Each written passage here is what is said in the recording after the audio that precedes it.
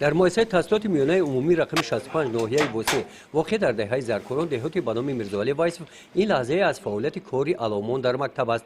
از دود مهین دود برای پی بردن ممکن است که امروز مکتب با گرمی تامین بوده. در چنین روزهای سرمای فصل زمستان خوانندگان در صنفخانه‌های گرم مشغولیت‌های درسی را می‌گذرند.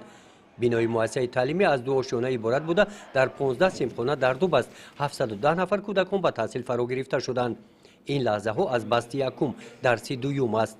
زمستان در مساحتی خوب قرار دارد. علاقه از 3.5 تن انگیز 40 لیتر سوزشواری 10 کوب هیزم ذخیره کرده شده است. تبر اطلاع گرفتیم برای با گرمی نگاه داشتن صنفخانه های مکتب همه روزه 100 کیلوگرم سوزشواری لازم می شود.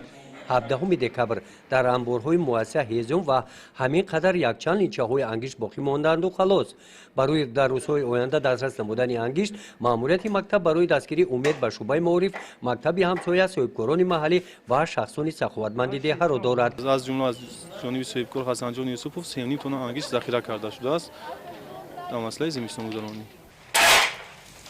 در دهات توگرک باشد شرایط زمستان گذرانی مکتب ها دیگر است. در دهه عبرت این جماعت دهات صنفخانه ها طریق استفاده گرمخانه های بوغی گرم کرده می شوند.